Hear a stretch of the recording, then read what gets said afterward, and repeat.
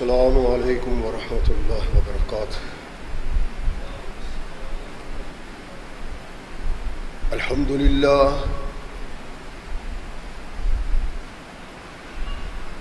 للہ نحمده ونستعینه ونستغفره ونؤمن به ونتوکل علیہ ونعوذ باللہ من شرور انفسنا ومن سیئات اعمالنا من يهده الله فلا مضل له ومن يضلل فلا هادي له ونشهد أن لا إله إلا الله وحده لا شريك له ونشهد أن محمدا عبده ورسوله أما بعد فأحسن الحديث كتاب الله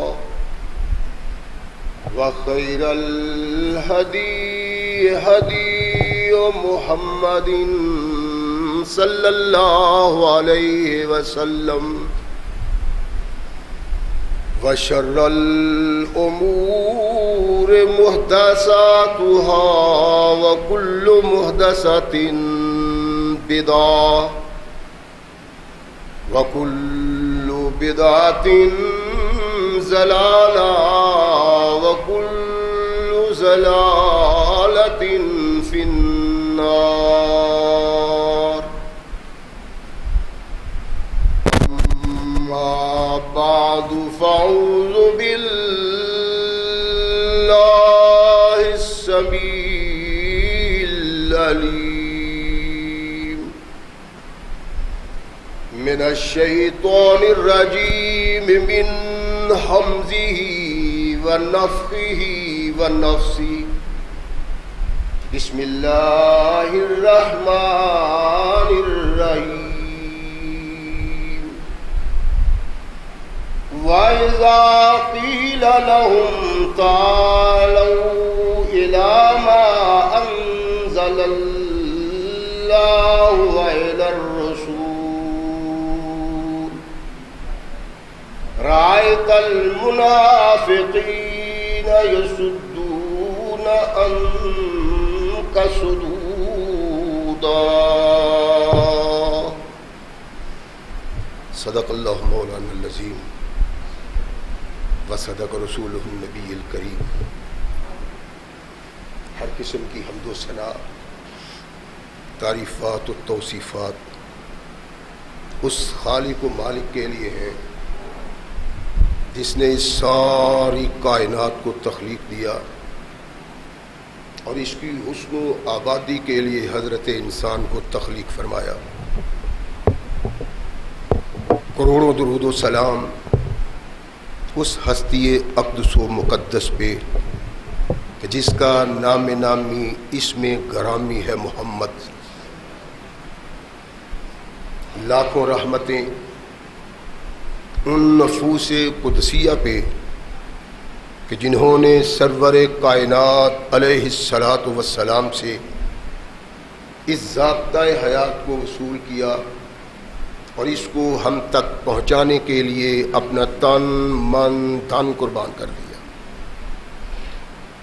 اللہ کی یہ بہت بڑی کرم نوازی ہے کہ اس نے اس ضابطۂ حیات کو ہم تک پہنچانے کے لیے ایسے مضبوط ذرائع اور اسباب استعمال فرمائے کہ ان کی موجودگی میں ہم بگانگے دہل کہہ سکتے ہیں کہ یہ ضابطۂ حیات جو آج قرآن کی صورت میں ہمارے ہاتھوں میں موجود ہے، یہ وہی ضابطۂ حیات ہے جو آج سے کم و بیش 1450 سال پہلے نبی کائنات رسول ثقلین حضرت محمد رسول اللہ صلی اللہ علیہ وآلہ وسلم پہ انسانوں کی رشد و ہدایت کے لیے نازل ہوا۔ اللہ کی اس کرم نوازی پہ ہم جس قدر بھی اس کا شکریہ ادا کریں کما حق ہو اس کا شکریہ ادا نہیں ہوتا، اس لیے کہ یہ ضابطۂ حیات وہ دستور المتقی ہے کہ اگر انسان اس سے تعلق پیدا کر لے تو یہ قرآن اس کی دنیاوی زندگی میں ایک عظیم انقلاب پیدا کر دیتا ہے، اور اگر اس کو اپنے جسم و روح پہ جاری و طاری کر لیا جائے تو یہی وہ وہاں ضابطۂ حیات ہے جو انسان کو دنیا کے ساتھ ساتھ عقبہ کی کامیابی کی ضمانت بھی دیتا ہے۔ مگر صدحیف ایسے ضابطۂ حیات کی موجودگی کے باوجود آج اس تختہ عرض پہ ہم اس قدر بد نصیبی کی زندگی بسر کر رہے ہیں کہ کوئی قوم ایسی بد نصیب قوم نہیں۔ اس کا سبب کیا ہے؟ قرآن سے اعراض، محمد رسول اللہ صلی اللہ علیہ وسلم کی سنت سے اعراض، یوں اللہ اور رسول سے اعراض ہماری ہلاکت کا سبب ہے آج، اور ہمارے حالات اسی بنا پہ ہیں۔ جب تک یہ ملت، جب تک یہ قوم اپنے نبی کے دامن سے ویسے متعلق رہی جیسے تعلق کا حق تھا، تو اللہ نے ان کی عزت و وقار کا پھریرا آسمانوں میں لہرایا۔ جوں جوں یہ دور ہوتے چلے گئے، یہ دین سے نہیں اللہ کی رحمت سے دور ہوتے چلے گئے اور اللہ کی کرم نوازیوں سے محروم ہوتے چلے گئے۔ اس تختہ عرش پہ اللہ نے انسان کو پیدا کیا، جب یہ اپنے اللہ کی آشنائی سے دور ہو گیا تو اس کی رہنمائی کے لیے اللہ نے پیغمبروں، رسولوں، نبیوں کا سلسلہ شروع کیا، جن کا مقصد یہ تھا کہ ان لوگوں کو راہ راست دکھاؤ۔ یہ اپنے اصل کو بھول گئے ہیں، اور اصل کے بھولنے کے بعد یہ اللہ کی رحمت کا محل نہیں بن سکتے۔ یہاں تو جو ہوگا سو ہوگا، اخروی زندگی میں انہیں آپ کے سپرد کر دیا جائے گا۔ ہر آنے والے نبی اور رسول نے یہ پیغام انسانوں کو دیا۔ ان کے پاس ایک ضابطۂ حیات آیا، ایک دستور آیا، ایک آئین اللہ نے دیا اور حکم دیا کہ اپنی قوم کو کہو کہ اس کی رہنمائی کے مطابق زندگی بسر کرنی ہے۔ ادھر ادھر نہیں دیکھنا، ادھر ادھر نہیں جھانکنا، بلکہ سیدھی اپنی نگاہ اس دستور پہ رکھنی ہے، اس آئین پہ رکھنی ہے جو اللہ نے تمہاری رہنمائی کے لیے پیغمبر پہ نازل کیا ہے۔ یہ سلسلہ محمد رسول اللہ صلی اللہ علیہ وسلم تک پہنچا۔ اللہ نے کائنات کے آقا ثقلین کے تاجدار محمد رسول اللہ صلی اللہ علیہ وسلم کو ایک ضابطۂ حیات دیا، اور پھر اس قوم سے مطالبہ کیا کہ تمہیں اس ضابطۂ حیات کے تحت زندگی بسر کرنا ہے۔ جب تک تم قرآن سے وابستہ رہو گے، جب تک تم رسول سے وابستہ رہو گے، تمہیں عزت و وقار سے نوازا جائے گا۔ جب تم نے اللہ اور رسول سے بے وفائی کی، تمہیں یک و تنہا چھوڑ دیا جائے گا، اور پھر تم اپنے اس کیے کی سزا دنیا میں بھی پاؤ گے اور آخرت میں بھی پاؤ گے۔ ایک دستور ہے قرآن، یہ دیا تو مطالبہ کیا کہ تم اپنی زندگی میں اس بات کے مکلف ہو، اس قرآن کی تعلیم کو عام پھیلاؤ، لوگوں تک پہنچاؤ، انہیں سمجھاؤ انہیں بتلاؤ کہ اس دنیا میں رہ کے اگر انہوں نے زندگی قرآن و حدیث کے مطابق بسر کی، اللہ اور محمد صلی اللہ علیہ وسلم کی رہنمائی کے مطابق بسر کی، اس دنیا میں بھی کامیابی اور آخرت میں بھی کامیابی، اور اگر اس سے اعراض کیا، اس کو چھوڑ دیا، اس سے بے وفائی کی، تو پھر تم اللہ سے اس کی رحمت کا مطالبہ نہیں کر سکتے، اللہ تم سے روٹھ جائے گا، اور جب اللہ روٹھ جائے گا تو ظاہر ہے رحمت بھی روٹھ جائے گی، اور اس کا نتیجہ ذلت و نکبت کی صورت میں، بے بسی کی صورت میں، بے وقری کی صورت میں۔ آج وہ نتیجہ ہمارے سامنے ہے جو قرآن اور محمد رسول اللہ کو چھوڑنے پر اللہ نے بطور تنبیہ ہمیں کہا تھا کہ ذلت کا شکار بن جاؤ گے اگر تم نے اس راہ راست کو چھوڑا، اس سے وابستگی ختم کر کے کسی اور سے وابستگی اختیار کی، اس رہنمائی کو پس پش ڈالا، کسی اور کی رہنمائی کو قبول کیا، اس آئین سے اعراض کیا، کسی اور آئین کو اپنایا، ارشاد فرمایا یہ تمہارا کردار تمہاری تباہی کا سبب بن جائے۔ آج اگر ہم اپنے حالات پہ غور کریں تو پھر ہمیں احساس ہوگا کہ ہم اللہ کے عطاب کا شکار ہیں، اللہ کی گرفت میں ہیں۔ ساری قومیں اپنی خواہش کے مطابق زندگی بسر کرتی ہیں اور ہم کافر کی خواہش کے مطابق زندگی بسر کرتے ہیں۔ یہ حالات ہمیں ہمارے عمل نے دکھائے ہیں، ہماری کرتوتوں نے دکھائے ہیں، ہمارے کردار نے دکھائے ہیں، وگرنہ جب اسلام مکہ کی گھاٹیوں سے نکلا اس طوفان کی طرح چھاتا چلا گیا جس کے سامنے ہر پہاڑ، ہر طاقت ریزہ ریزہ، ہر طرف اسلام کا بول بالا ہے، ہر طرف مسلمان کا وقار قائم ہے، مسلمان کے ایک ہاتھ میں تلوار ہے، دوسرے ہاتھ میں قرآن ہے، قرآن کی دعوت، نہ والے کے لیے تلوار کی دعوت۔ یہ ایک تصور تھا جس تصور نے کائنات میں محمد رسول اللہ صلی اللہ علیہ وسلم کے دین کی آشنائی کروائی۔ آج کیا ہے اس پہ آپ نے غور کرنا ہے۔ رحمت کائنات محمد رسول اللہ صلی اللہ علیہ وسلم تشریف فرمائے، صحابہ بھی ہیں، اللہ کے نبی نے کہا میرے صحابہ میرا پیغام سن لو،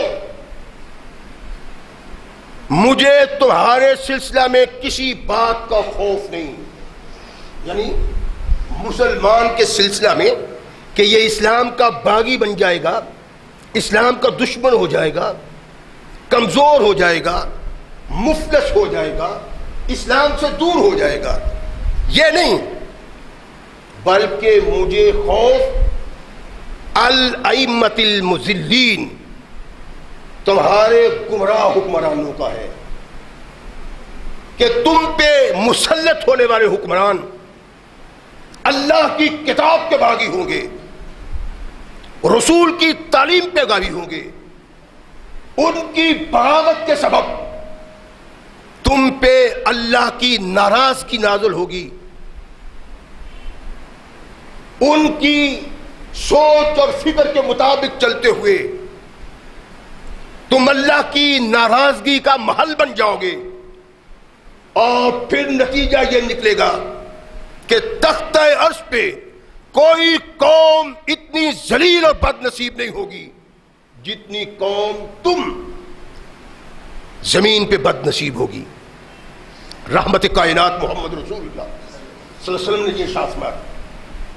سیدنا صدیق اکبر رضی اللہ تعالیٰ عنہ صحابہ کی مجلس میں تشریف فرمائے، اور حالات کیا ہیں؟ اسلام کا طوفان بڑھتا چلا جا رہا ہے، فتوحات کے باب کھلے ہوئے ہیں۔ کسی نے صدیق اکبر رضی اللہ تعالیٰ عنہ سے پوچھا کہ حضرت یہ اسلام کا طوفان یہ اسلام کی تحریک کا بڑھنا کب تک رہے گا؟ اس کی عظمت، اس کا وقار، اس کی شرف، اس کی شخصیت، یہ کب تک رہے گی؟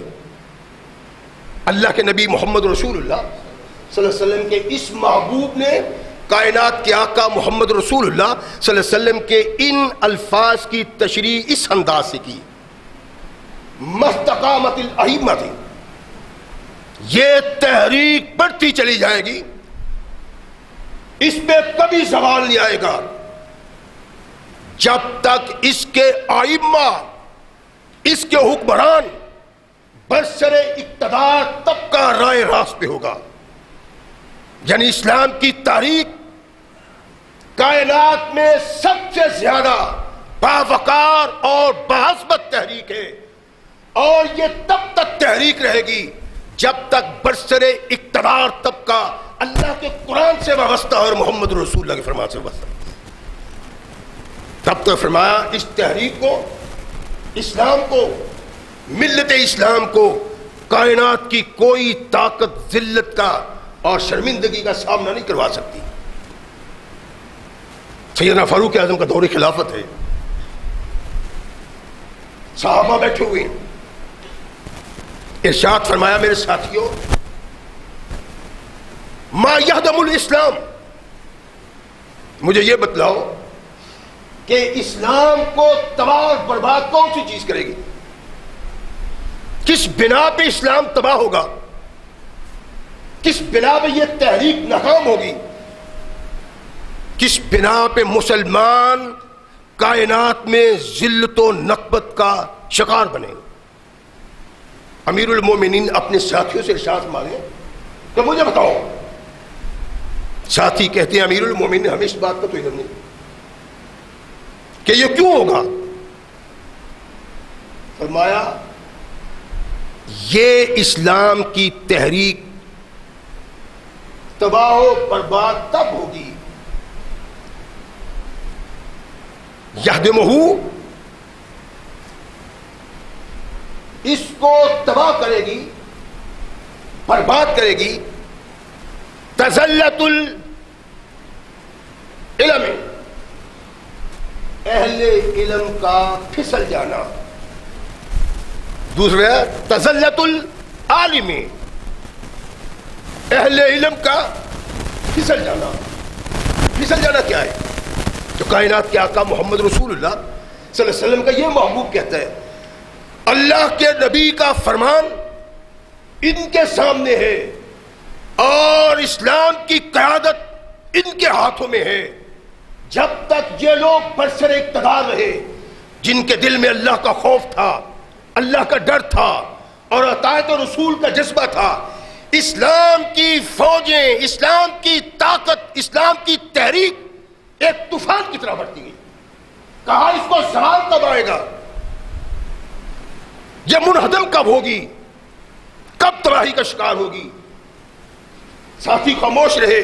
فرمایا یہ تباہی کا شکار تب ہوگی جب عالم پھسل جائے گا۔ عالم کے اوپر پھسل جائے گا۔ اس کو دیکھنے کے لیے زیادہ دور جانے کی بات نہیں ہے، اپنے دامن میں جھانکیں، خود کو دیکھیں، اپنے حالات پہ نظر ڈالیں۔ ہمیں ہمارے حالات بتائیں گے کہ عالم کا پھسلنا کیا ہے۔ یعنی عالم جب اپنے مقام سے گر جائے گا، جب یہ مسجد کو چھوڑ دے گا، جب یہ واس کے مقام سے نکل جائے گا اور برسر اقتدار لوگوں کے ایوانوں کا چکر لگائے گا، اس وقت اس میں علم کا وہ دبدبا نہیں رہے گا، علم کا وہ ولولہ نہیں رہے گا، علم کا وہ جوش نہیں رہے گا، اور علم کے مطابق اپنا کردار نہیں ادا کرے گا۔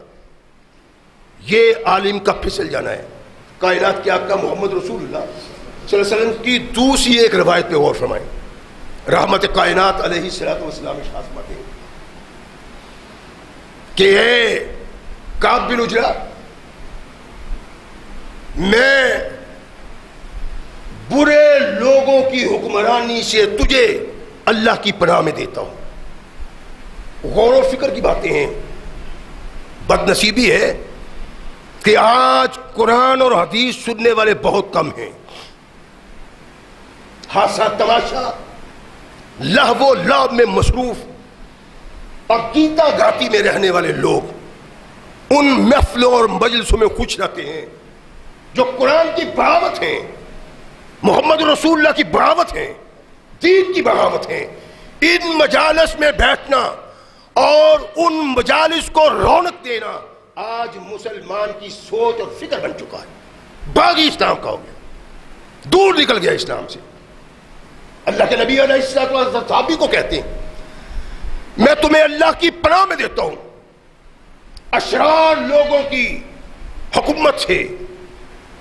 اللہ کے نبی وہ کیا رحمت کائنات محمد رسول اللہ صلی اللہ علیہ وسلم نے جو نقشہ کھینچا ہے اپنے حروف و الفاظ میں، آج تمام مسلمانوں پہ وہ صادق آتا ہے، اور سب سے بڑھ کے ان علماء پہ صادق آتا ہے جن کی ذمہ داری تھی ان لوگوں کو قرآن کی راہ دکھاؤ، ان کو محمد رسول اللہ کی راہ دکھاؤ، انہیں وہ راستہ دکھاؤ جو اس دنیا سے شروع ہوتا ہے اور جنت کے دروازے پہ جا کے ختم ہو جاتا ہے۔ سب سے بدترین وہ لوگ بن گئے، اور ان کا وہ فکر، ان کی وہ سوچ، ان کے خیالات، ان کا کردار وہ ہے جس کردار سے محفوظ رہنے کے لیے محمد رسول اللہ نے اپنے صحابی کو کہا کہ میں تمہیں اللہ کی پناہ میں دیتا ہوں اشرار کی حکومت سے، برے لوگوں کی حکومت سے۔ ہمارے علماء کیا ہے؟ ہمارے علماء نے فاض و تذکیر کے مقام کو چھوڑا، عزت و وقار کو خیر بات کہا، دنیاوی آسائشوں کے لیے، دنیاوی لذت کے لیے، دنیاوی دولت کے لیے اللہ کے قرآن کو پس پش ڈالا اور محمد رسول اللہ کے فرمان کو پس پش ڈالا۔ بدترین لوگ کائنات کے آقا محمد رسول اللہ کے فرمان کے نزدیک وہ ہے جو برسر اقتدار طبقہ کا قرب حاصل کرتے ہیں۔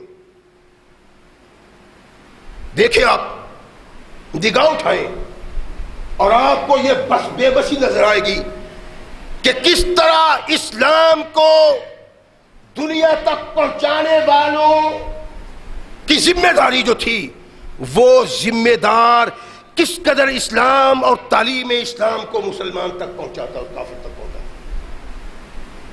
اور کس طرح اس نے اسلام سے دوری اختیار کر لی، نزع اسلام سے اعراض کیا اور کائنات کے آقا محمد رسول اللہ کے فرمان سے بغاوت کی۔ آج علماء ہر برسر اقتدار طبقہ کے قدموں میں بیٹھنا اپنے لیے فخر سمجھتے ہیں۔ پیپلز پارٹی کی حکومت ہے، علماء ان کے سامنے زانو ترمس طے کر رہے ہیں۔ نواز شریف کی ہے، علماء اس کے سامنے مؤدب ہیں، اور یہ لوگ برسر اقتدار دنیا دار طبقہ کے ساتھ یوں وابستہ ہو گئے کہ اگر ان کے اختیار میں ہوتا کہ محمد رسول اللہ کا کلمہ چھڑ کے برسر اقتدار لوگوں کا کلمہ چھڑ، اختیار کی بات نہیں، بغاوت کی۔ اللہ کے نبی نے کہا ایسے حکمران میرے بعد آئیں گے کہ جن کے پاس لوگ جائیں گے فَصَدَّقَهُمْ بِكِذْبِهِمْ وَهَانَهُمْ عَلَىٰ ظُلْمِهِمْ، فرمایا فَلَيْسُوا مِنَّا وَلَيْسَ مِنْهُمْ۔ یہ لوگ محمد سے تعلق نہیں رکھتے اور محمد ان سے کوئی تعلق نہیں رکھتا صلی اللہ علیہ وسلم۔ وہ فرمایا ہماری تباہی کا سبب یہ ہے ہمارا وہ کردار جس کردار نے قرآن کو لوگوں تک پہنچانا تھا، اسلام کے باغیوں تک پہنچانا تھا۔ ایک کردار دینا تھا، وہ کردار جس کردار کو دیکھ کے اسلام کا باغی دامن اسلام سے وابستہ ہو، وہ کردار ادا کرنے والے آج حکمرانوں کے قدموں میں یوں بیٹھے ہوئے ہیں جیسے ان کے زر خرید غلام ہوتے ہیں۔ اللہ کے نبی محمد رسول اللہ صلی اللہ علیہ وسلم کے محبوب نے کہا کہ اسلام کی تباہی اور بربادی کا سبب علماء کا پھسل جانا ہے۔ اور آپ دیکھتے رہیے حکمران برسر اقتدار جس نظریہ کا حامل ہوتا ہے، علماء کسی جماعت سے تعلق رکھتے ہوں، کسی فرقے سے تعلق رکھتے ہوں، کسی گروہ سے تعلق رکھتے ہوں، وہ ان کی ٹوٹی کر رہے ہیں۔ برسر اقتدار طبقہ کافر کا غلام بنا ہوا ہے، کافر کا ٹوٹ بنا ہوا ہے، اور علماء اس برسر اقتدار طبقہ کی ٹوٹ، اس کی بولی بولتے ہیں۔ اللہ کے نبی نے کہا فصدقہم بکذبہم، ان کے جھوٹ کی تصدیق کریں گے۔ کیا ہمارے علماء آج یہ نہیں کر رہے؟ ان کا کردار وہ ہے، ان کی سوچ یہ ہے، ان کے خیالات بدل گئے، ان کی فکر بدل گئی، اور آج صرف سوچ رہ گئی ہے دنیا داری تک، دنیا کی دولت اکٹھی کرنے تک، دنیا کی آسائش حاصل کرنے تک۔ وہ چیز جس کو قرآن نے مطالبہ کیا تھا مسلمان سے، جس کا مطالبہ محمد رسول اللہ نے کیا تھا، آج وہ بھول گئی۔ اللہ کے نبی نے یہی کہا تھا فصدقہم بکذبہم، حکمرانوں کے جھوٹ کی تصدیق کریں گے۔ ہم نے دیکھا اپنی آنکھوں سے، کیا علماء حکمرانوں کے جھوٹ کی تصدیق نہیں کرتے؟ اپنی آنکھوں سے دیکھا ہے، آپ نے نہیں دیکھا، اخبارات میں نہیں پڑھا، دور کی بات نہیں، چند دنوں کی بات ہے، چند دنوں کی بات، ختم نبوت پہ ڈاکہ مارنا چاہا ختم نبوت کے باغیوں نے، اور اس کا سبب کافر کا حکم تھا کہ اسلام میں ایسی بد نصیبی پیدا کر دو، ایسا افتراق پیدا کر دو کہ وہ تصور، وہ خیال جو مسلمان کو اسلام پہ قائم رکھے ہوئے وہ تصور ختم ہو جائے۔ ختم نبوت کے ڈاکوؤں نے اس قانون کو ختم کرنے کے لیے ایک کردار ادا کیا۔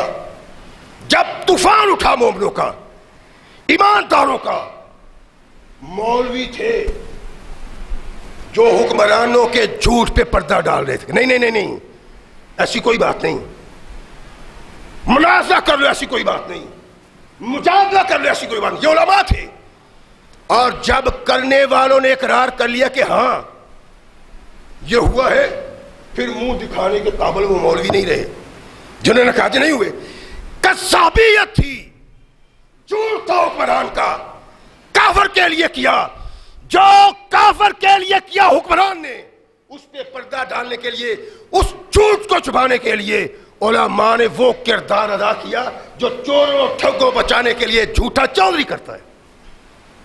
کائنات کے آقا محمد رسول اللہ صلی اللہ علیہ وسلم نے یہی فیصلہ فصدقہم بکذبہم، یہ حکمرانوں کے جھوٹ پہ پردہ ڈالیں گے، ان کے جھوٹ کی تصدیق کریں گے، اور ارشاد فرمایا ان کے ظلم پہ ان کی مدد کریں گے۔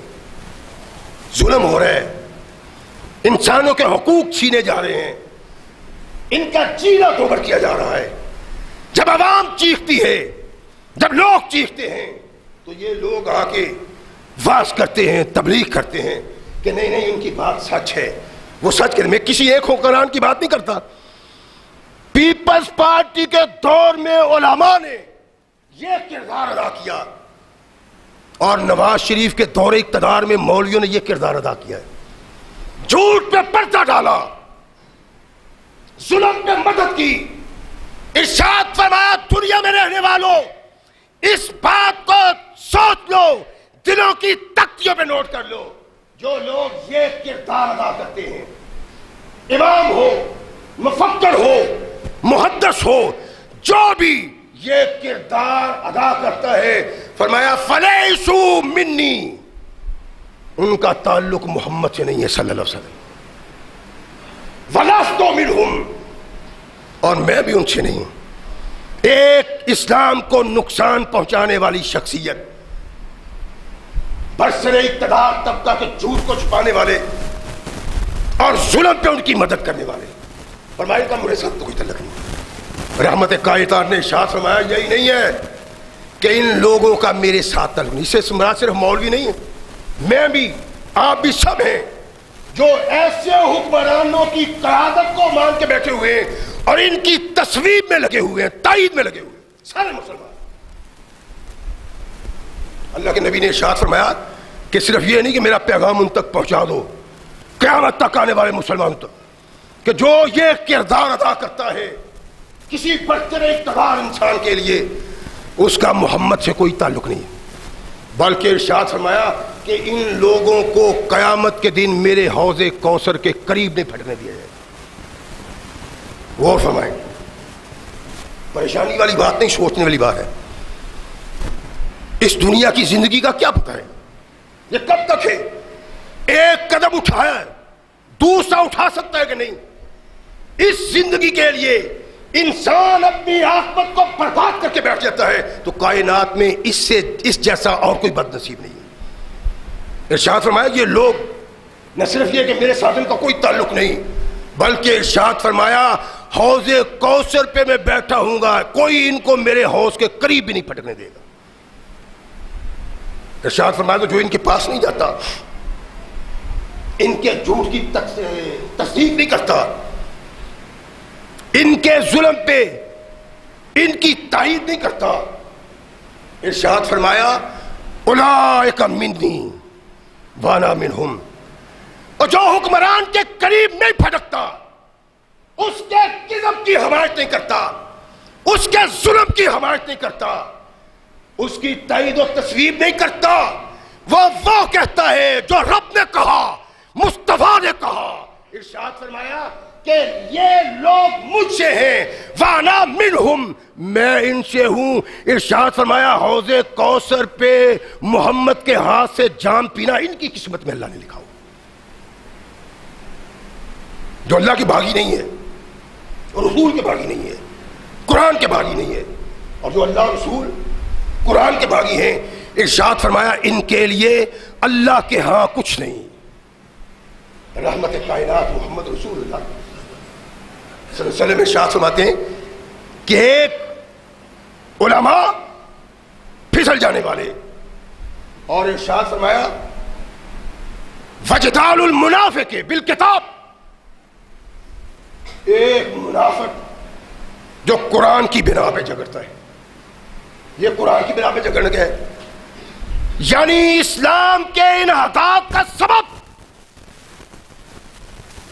اس کے انہدام میں معاون ایک تو وہ ملا ہے جو دین کے اصل سبق کو پس پش ڈالتا ہے اور غلامی اختیار کرتا ہے برسر اقتدار طبقہ کی، ایک وہ جو برسر اقتدار کے لیے منافقت کرتا ہے۔ وہ کیسے؟ کہ قرآن کی آیات سے وہ چیز اخذ کرتا ہے برسر اقتدار طبقہ کے لیے جو دراصل قرآن میں نہیں۔ بے نظیر کے دور میں ہمارے علماء نے کیا کیا تھا؟ عورت کی حکمرانی کے لیے قرآن سے جھوٹ استدلال کیا۔ اللہ کے نبی نے 1400 سال پہلے اس بات کا اعلان کیا کہ ایسے منافق جمگیں گے جو قرآن سے جھگڑا کریں گے۔ اس کی آیات کی بنیاد پہ، آیات سے وہ استدلال جو نہ رب نے کیا، نہ رسول نے کیا، نہ کسی مفسر نے کیا، یہ لوگ آیات کے ساتھ وہ نتیجہ کر کریں گے، ایک یہ دین کی تباہی کا سبب بنیں گے۔ اور ارشاد فرمایا وَحُکْمُ الْأَئِمَّةِ الظَّالِمِينَ، اور گمراہ حکمران، یہ تین طبقے اسلام کی تباہی کا سبب بن جائیں گے۔ کائنات کے آقا محمد رسول اللہ صلی اللہ علیہ وسلم نے یہ ارشاد فرمایا، اور جب ان کا ذکر کیا تو اللہ کے نبی علیہ السلام نے اس بات کا ذکر کیا کہ ایسے لوگ کتنے بد نصیب لوگ ہیں اور کس طرح وہ اللہ کے عذاب کا شکار بن جائیں گے۔ رحمت کائنات محمد رسول اللہ صلی اللہ علیہ وسلم نے ارشاد فرمایا کہ ایسے لوگ جو تمہیں گمراہی کا درس دیتے ہیں، گمراہی کی طرف تمہاری رہنمائی کرتے ہیں، ائمۃ المضلین، گمراہ حکمران جو قرآن کو چھوڑا، حدیث کو چھوڑا اور غیر اللہ کے ترتیب دیے ہوئے نظام کے پیچھے بھاگ رہے ہیں. آ رہے دن مسلمان کا امتحان، ایماندار کا امتحان، کہ تم ایمان کے کس مقام پہ ہو، تمہارا ایمان کیا حیثیت رکھتا ہے. کیا ان لوگوں سے تعلق پیدا کر کے تم قرآن کے باغی بنتے ہو، اسلام کے باغی بنتے ہو؟ اسلام کی تعلیم قرآن کے کہنے کے مطابق، رسول کے کہنے کے مطابق قیامت تک قرآن کے باغیوں تک پہنچانا مسلمان کا فرض اول ہے. جو مسلمان اس سے اعراض کرتا ہے وہ اللہ کے نزدیک مغضوب انسان ہے. رحمت کائنات محمد رسول اللہ صلی اللہ علیہ وسلم نے ارشاد فرمایا کہ اس برسر اقتدار طبقہ کے کہنے پہ تم وہ گمراہی کا راستہ اختیار کرتے ہو جو ان لوگوں نے اختیار کیا ہوا ہے. قرآن کو چھوڑا، دستور قرآن کو چھوڑا، فکر قرآن کو چھوڑا اور جمہوریت کے پیچھے اٹھ بھاگے. یہ کیا ہے جمہوریت؟ قرآن کے باغیوں کا بنایا ہوا نظریہ حیات جو قرآن کے مقابلے میں قائم کیا گیا ہے.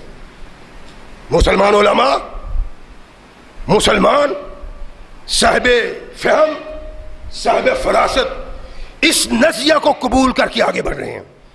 بغاوت قرآن کی، بغاوت کائنات کے آقا محمد رسول اللہ، ثقلین کے تاجدار محمد رسول اللہ صلی اللہ علیہ وسلم نے ارشاد فرمایا کہ ایسا گمراہ حکمران جو قرآن کو چھوڑ کے، محمد کو چھوڑ کے غیر قرآن کے پیچھے لگا ہوا ہے، اور اس کے غیر قرآن کے پیچھے لگنے کے بعد مسلمان کہلانے والے اس کی اتباع اور پیروی کرتے. کہا یہ بغاوت ہے قرآن کی. اللہ ایسے معتوب لوگوں نہیں مانتے. رحمت کائنات محمد رسول اللہ صلی اللہ علیہ وسلم نے ارشاد فرمایا یہ لوگ اس قابل نہیں ہے کہ ان کی اطاعت کی جائے، ان کی فرما برداری کی جائے. کس کی جائے؟ اللہ کے نبی نے ارشاد فرمایا کہ اگر ناک کٹا، کان کٹا، غلام تمہارا امیر بنا دیا جائے، وَيَقُودُ بِكُمْ بِكِتَابِ اللَّهِ، ناک کٹا، کان کٹا، غلام برسر اقتدار ہے، فرمایا کہ وہ تمہیں قرآن کے مطابق رہنمائی کرتا ہے. فرمایا وَاسْمَعُوا لَهُ وَأَطِیعُوا، اس کی سنو، اس کی اطاعت کرو. جس نے اس کی سنی، اطاعت کی، وہ ہے محمد رسول اللہ کی حدیث کے مطابق کہ جو امیر کی اطاعت کرتا ہے وہ محمد کی اطاعت کرتا ہے. اس امیر کی اطاعت کا حکم نبی کائنات محمد رسول اللہ نے کہ یہ اس قابل ہے، اس کی اطاعت کرو، اس کے پیچھے چلنا، اس کی سننا، محمد رسول اللہ کی اطاعت کے مطابق. کیا ہمارا یہ تصور ہے؟ ہمارے یہ خیالات ہیں؟ وقت آ رہا ہے اور یہ وقت بھی چلا جائے گا، زندگی کا وقت بھی ختم ہو جائے گا، اور جب اس کا حساب دینا ہے وہ بہت مشکل وقت ہے. آج کی چودراہٹ کا ذہن رکھنے والے، مال و زر کو اکٹھا کرنے والے، دولت کے پجاریوں کو یہ بات سمجھ نہیں آتی. جب اپنے سامنے آپ کو دیکھیں گے، اس مقام کو دیکھیں گے جو مقام ان لوگوں کے لیے اللہ اور رسول نے متعین کیا ہے، پھر پتہ چلے اور پھر پچھتانے کی کوئی حیثیت نہیں رہے گی. رحمت کائنات محمد رسول اللہ صلی اللہ علیہ وسلم کے ارشاد کے مطابق زندگی بسر کرنا ہی اسلام ہے. جو اسے ارتداد کرتا ہے، جو اسے پہلو تہی کرتا ہے، وہ مجرم ہے. آج اس کی سمجھ نہیں آئے گی تو کب سمجھ آئے گی. رحمت دو عالم محمد رسول اللہ صلی اللہ علیہ وسلم نے ارشاد فرمایا کہ تمہیں کائنات کے انسانوں کے لیے ایک نمونہ بنا کے پیش کیا ہے. نمونہ بن کے دکھاؤ.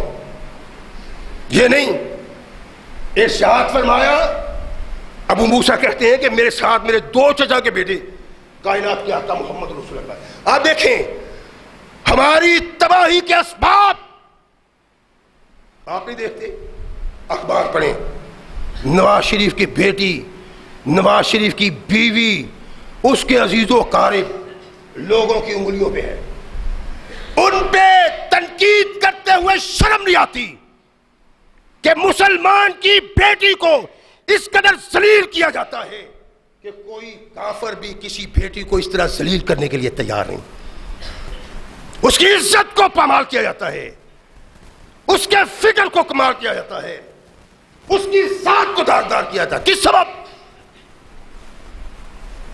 پیپل پارٹی کی عورتیں محفوظ ہیں مسلم لیگ سے، تحریک استقلال، تحریک انصاف کی عورتیں محفوظ ہیں ان سے. ان کے پردوں کو فاش کیا جاتا ہے. فاش کرنے والے کو حیا نہیں آتی. یہ ہے کیوں؟ اللہ کے نبی کے بغاوت کے سبب. اور جو یوں قرآن و حدیث کا باغی رہے گا اس کی بہو بیٹیوں کا انجام یہی ہوگا جو ہمارے حکمرانوں کا ہو رہا ہے. عزتیں پامال ہو رہی ہیں، شخصیات پامال ہو رہی ہیں، وقار تباہ ہو رہا ہے. کوئی حرف گیری کرتے ہوئے اللہ کا خوف نہیں کرتا. اس کا سبب کیا ہے؟ کائنات کے آقا محمد رسول اللہ صلی اللہ علیہ وسلم. ابو موسیٰ کہتے ہیں کہ میرے ساتھ میرے چچا کے 2 بیٹے بھی اللہ کے نبی کے پاس جاتے ہیں. اللہ کے نبی، اللہ نے جو آپ کو دیا ہوا ہے اس میں سے کوئی ہمیں بھی دیجئے. کہتے ہیں ایک میرے بھائی نے کہا، دوسرا بھائی بھی یہی کہتا ہے.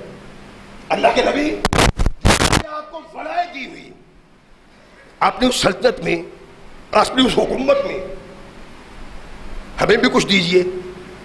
رحمت کائنات محمد رسول اللہ صلی اللہ علیہ وسلم، واللہ لا نولی علی ھذا العمل احدا صالح. مجھے اللہ کی قسم محمد اس کو اپنے برسر اقتدار زمین میں کوئی عہدہ نہیں دے سکتا جو عہدے کا مطالبہ کرتا ہے. کیا کہا رسول اللہ نے؟ غور نہیں کیا آپ نے؟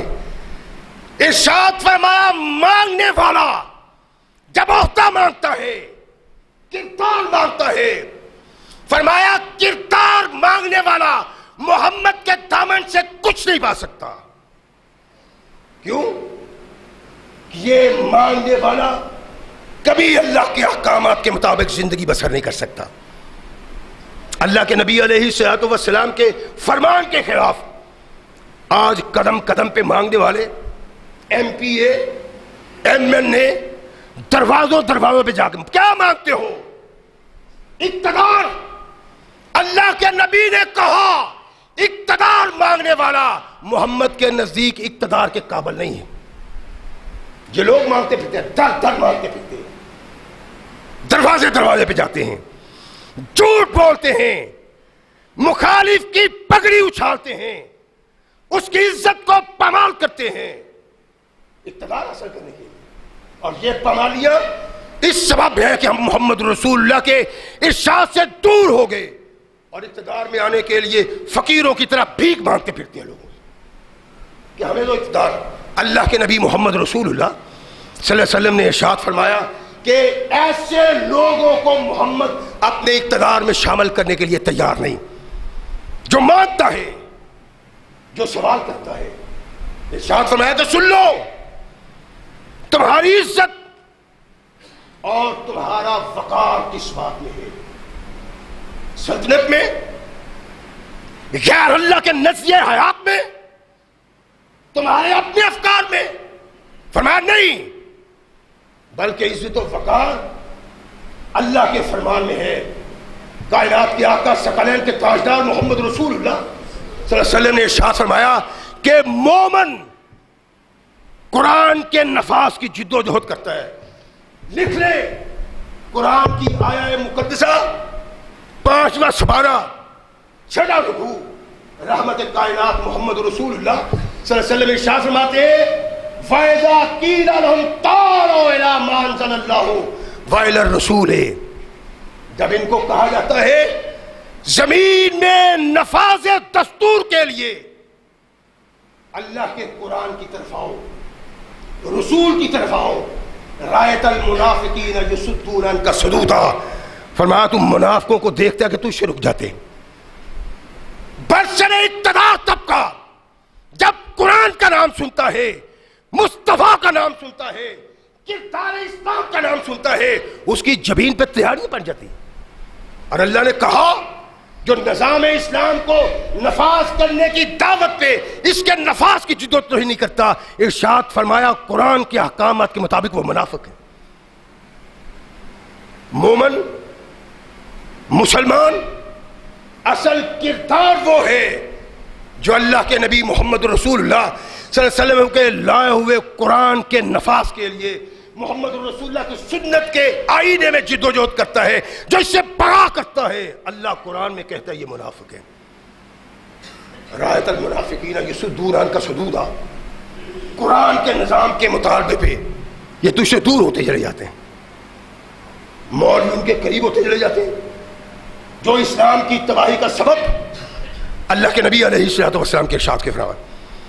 ایسے علماء، ایسے فاضل مفسر مفکر اللہ کے مکتوب ہیں جو برسر اقتدار لوگوں کے گھروں کا طواف کرتے ہیں. ہمارے علماء آج اسی میں پڑھے ہوئے. دیکھیں اپنے علماء کو، فضل الرحمان ہے، پیپلز پارٹی آئے تو یہ وہ ہے، مسلم لیگ آئی تو یہ وہ ہے. آج کل بڑی ٹسل چل رہی ہے عمران صاحب، شاید عمران کا آ گیا تو کل فضل الرحمان صاحب اس کے بھی ساتھ ہوں. اور کچھ ایسے ہیں جنہوں نے نواز شریف کا کلمہ پڑھا ہو، جو جھوٹ اور غلط کہتا ہے یہ اس کی تصویب اور تائید کرتے ہیں. اس کے لیے قرآن کی بغاوت، مصطفیٰ کی بغاوت. اور اللہ نے یہ کہا ہے کہ منافق قرآن کی بنا پہ جھگڑا کرتا ہے، قرآن سے ثابت کرنے کی کوشش کر کے نہیں کوئی نہیں. اگر اسمبلی میں کوئی عورت چلی جائے تو اس سے اس حدیث پہ زد نہیں آتی اور قرآن کے نظریے پہ زد نہیں آتی. آج قرآن کا وارث قرآن کی تبلیغ کرنے والا اس مقام پہ پہنچا ہے. رحمت کائنات محمد رسول اللہ صلی اللہ علیہ وسلم نے فرمایا کائنات میں نفاذ کا حق صرف قرآن کو ہے، صرف محمد رسول اللہ فرمایا. کوئی نظریہ حیات، کوئی دستور، کوئی آئین یہ حق نہیں رکھتا کہ زمین پہ اس کا نفاذ کیا جائے. اگر اس کا حق رکھتا ہے تو محمد رسول اللہ کا لایا ہوا قرآن حق رکھتا ہے. ثقلین کے تاجدار محمد رسول اللہ کی سنت حق، اور کوئی چیز حق نہیں رکھتی. آج جو ہمارے ہاں جمہوریت کو الاپا جاتا ہے، دیکھتے نا آپ، مولوی کہتے ہیں جمہوریت، لیڈر کہتا ہے جمہوریت، قائد کہتا ہے جمہوریت. اور کس کی بات کرتے ہو؟ علماء سے پوچھو قرآن کہاں گیا، محمد مصطفیٰ کا کردار کہاں گیا. اس کو چھوڑ کے کافر کا بنایا ہوا دستور، کافر کے آئین کے پیچھے بھاگ رہے ہو. عزت پاؤ گے، وقار پاؤ گے، تمہیں کبھی وقار نہیں مل سکتا. وقار اللہ کے قرآن اور محمد رسول اللہ کے فرمان میں. رحمت کائنات محمد رسول اللہ صلی اللہ علیہ وسلم کا قرآن دانشمند، صاحب شعور اور عقل مند کافر کے بے نزدیک بھی اس قابل ہے کہ اس کا نفاذ کیا جائے. کافر کے نزدیک دانشمند ہے، عقل مند ہے. رحمت کائنات محمد رسول اللہ صلی اللہ علیہ وسلم کے آئین دستور کے مقابلے میں جس جمہوریت کی بات کی جاتی ہے نا، اور جہاں یہ ترتیب پائی، اس علاقے کے صاحب دانش اور صاحب عقل لوگ بھی کہتے ہیں جمہوریت انسانیت کا وقار قائم نہیں رکھ سکتی، جمہوریت عدل و انصاف قائم نہیں رکھ سکتی، جمہوریت انسان کے حقوق کی حفاظت نہیں کر سکتی. مغرب کا بہت بڑا فلاسفر جس کو سارا مغرب اپنا قائد اور لیڈر مانتا ہے، رسل بہت بڑا فلاسفر ہے. وہ لکھتا ہے کہ اکثریت کا حق، یہ تصور اتنا بڑا خطرہ ہے کہ کائنات میں اتنا بڑا خطرہ کوئی دوسرا نہیں، اور جمہوریت کے علم برداروں میں عقل و دانش کے پیکر عیسائی، اسلام کے دشمن، مذہب سے دور لوگ کہتے ہیں کہ جمہوریت میں انسانی وقار کو قائم نہیں کیا جا سکتا، جمہوریت میں انسانوں کے حقوق کا تحفظ نہیں، جمہوریت میں عدل و انصاف قائم نہیں ہو سکتا۔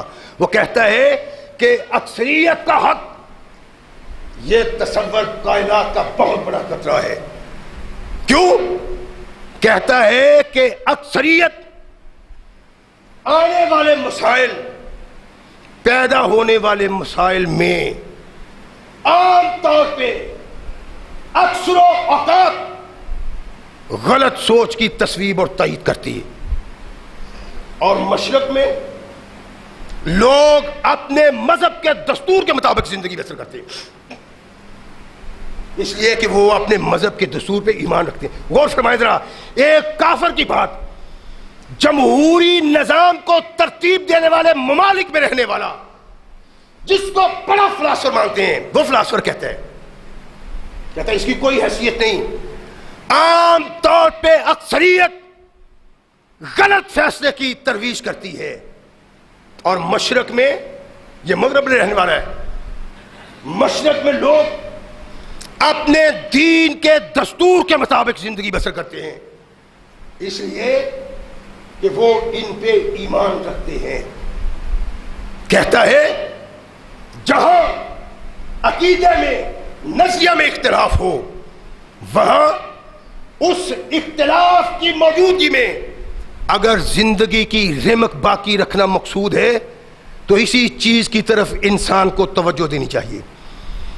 مغرب کا بہت بڑا فلاسفر اس بات کی دعوت دیتا ہے جمہوریت کے پلے میں کچھ نہیں، اگر زندگی میں عزت و وقار، آزادی چاہتے ہو تو مذہب کی طرف توجہ دو، ایک بڑا فلاسفر کہتا ہے۔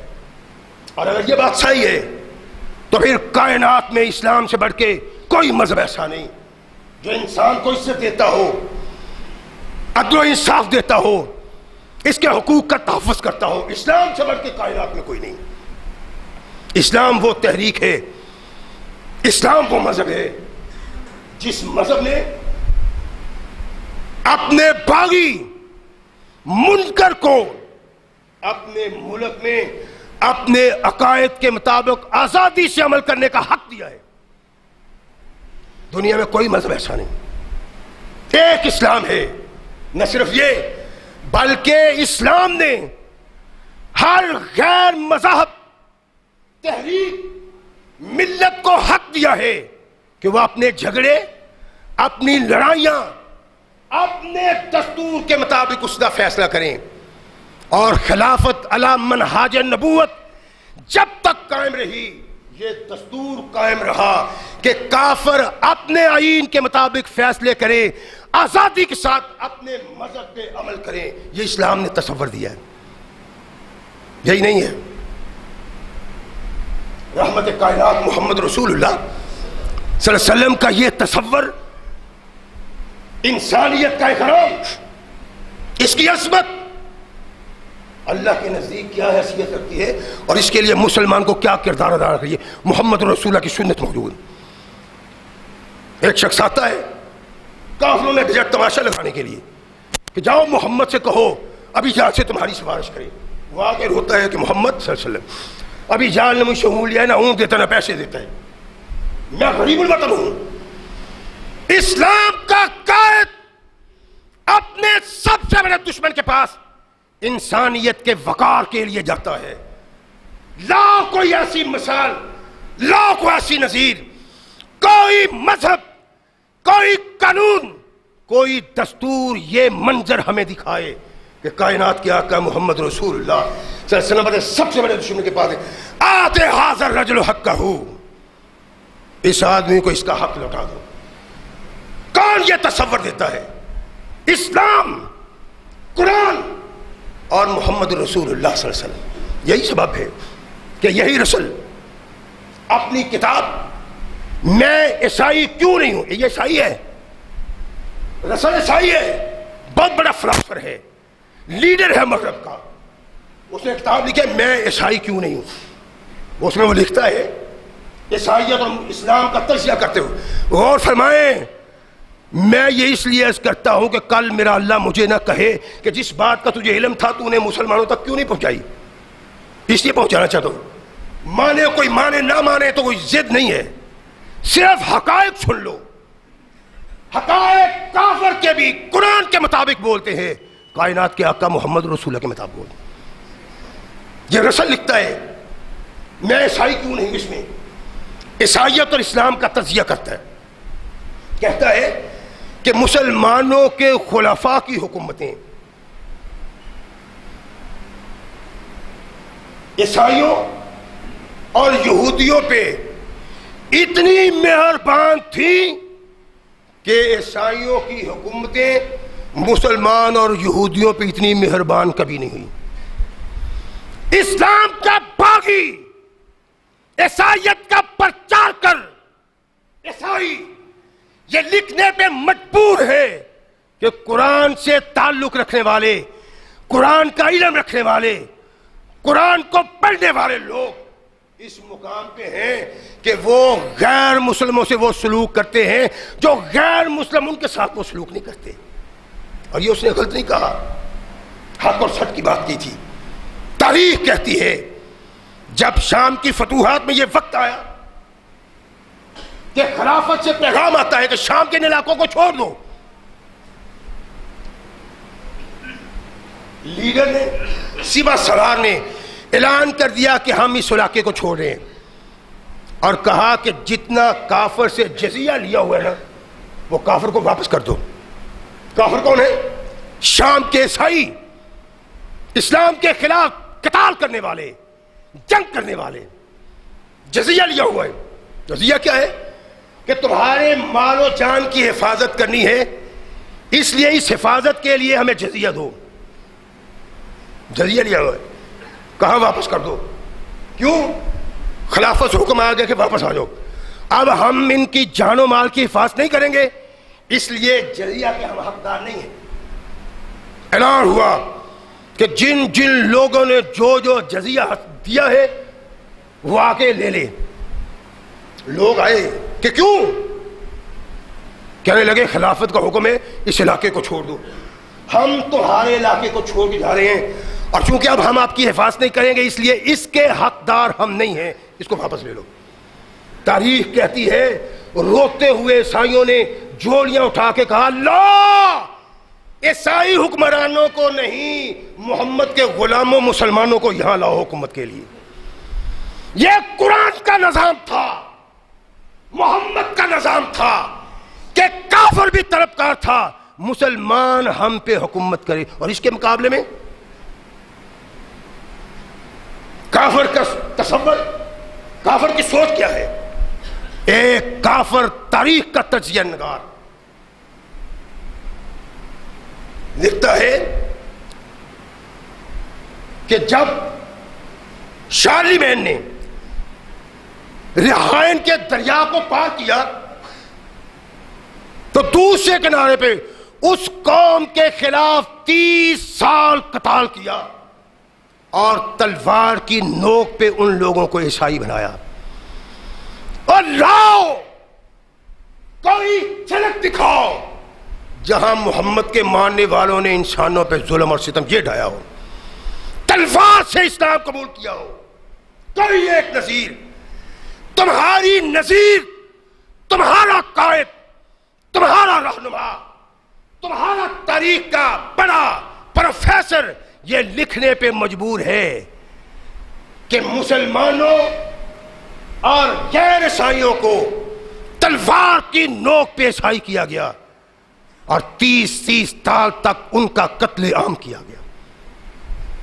کون سا نظام اس قابل ہے کہ اس کو اسلام کی، اس کو بطور نظام نافذ کیا ہے؟ اس نظام حیات کو چھوڑ کے اس دور کی بات نہیں ہے۔ رحمت کائنات محمد رسول اللہ صلی اللہ علیہ وسلم کی زیر سایہ لوگ زندگی بسر نہیں، بلکہ ہند و پاک کی بات کرتے ہیں جہاں ہم زندگی بسر کریں. History of Indian culture professor doctor Prasad لکھتا ہے کہ فیروز شاہ نے برسر اقتدار آتے تفریحی ٹیکس ناجائز تک یک قلم منسوخ کر دیے، اور صرف وہی ٹیکس لیتا تھا جن ٹیکسوں کو شریعت اور فقہ جائز قرار دیتی تھی. یہ ایک کافر لکھتا ہے اور وہ لکھنے میں مجبور ہے.